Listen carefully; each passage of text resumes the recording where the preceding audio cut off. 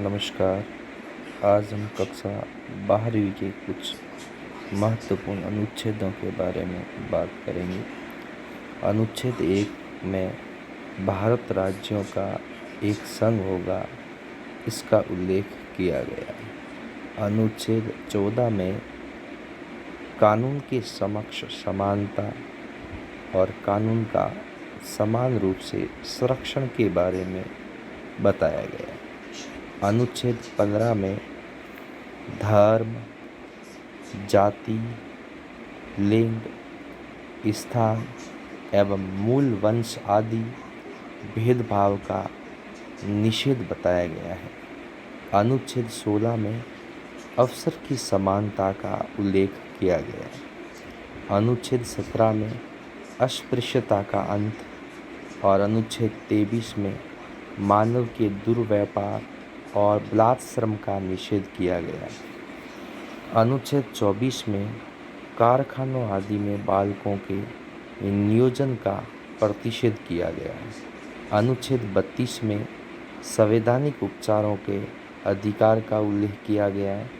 अनुच्छेद 38 में राज्य लोक कल्याण की अभिवृद्धि के लिए सामाजिक व्यवस्था बनाएगा, इसका प्रावधान किया गया है।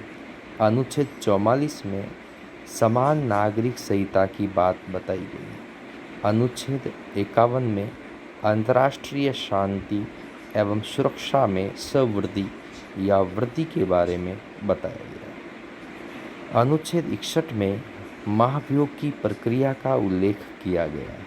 अनुच्छेद 66 में उपराष्ट्रपति राज्यसभा का पदेन सभापति होगा।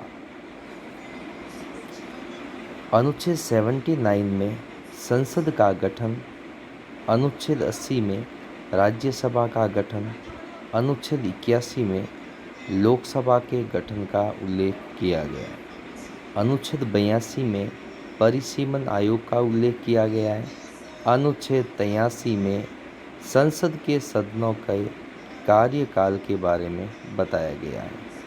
अनुच्छेद 85 में लोकसभा के भंग होने का प्रावधान है।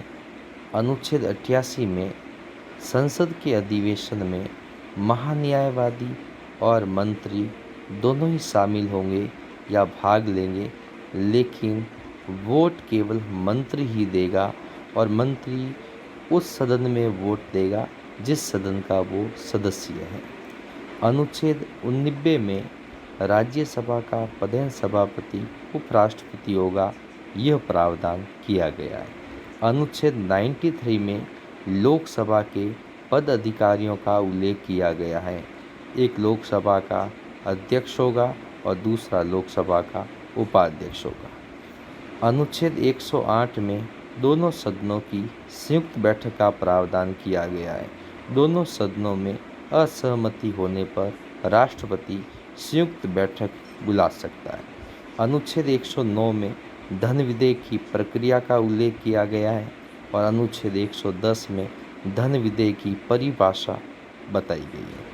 अनुच्छेद 111 में विधेयकों पर राष्ट्रपति की अनुमति या हस्ताक्षर के बारे में बताया गया है। अनुच्छेद 246 में केंद्र एवं राज्यों के मध्य शक्तियों का विभाजन के बारे में बताया गया है, जिसमें संघ सूची में 97 विषय और राज्य सूची में 66 विषय और समवर्ती सूची में 47 विषयों का उल्लेख किया गया है। अनुच्छेद 248 में अवशिष्ट शक्तियां केंद्र के पास होगी, इस बात का भी उल्लेख किया गया है। अनुच्छेद 312 में अखिल भारतीय सेवाओं का उल्लेख किया गया है। अनुच्छेद 263 में अंतर्राज्यीय परिषद का उल्लेख किया गया है। अनुच्छेद 315 में केंद्र और राज्यों के लिए लोक सेवा आयोग का उल्लेख किया गया है।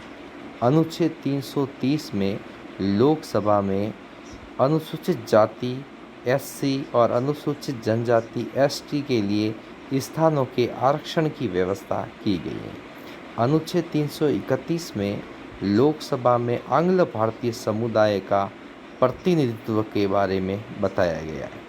अनुच्छेद 332 में राज्य की विधानसभाओं में अनुसूचित जाति यानी एससी और अनुसूचित जनजाति यानी एसटी के लिए स्थानों के आरक्षण का प्रावधान है। अनुच्छेद 352 में बाहरी आक्रमण, सशस्त्र विद्रोह की आशंका होने पर राष्ट्रपति द्वारा आपातकाल लगाया जा सकता है। अनुच्छेद 356 के तहत किसी भी राज्य का संवैधानिक तंत्र विफल होने पर राष्ट्रपति के द्वारा आपातकाल की घोषणा की जा सकती है। अनुच्छेद 360 के तहत वित्तीय या एवं बजटीय असंतुलन होने पर राष्ट्रपति द्वारा आपातकाल की घोषणा की जा सकती है। और अनुच्छेद 368 में संविधान में संशोधन की प्रक्रिया का उल्लेख किया गया है।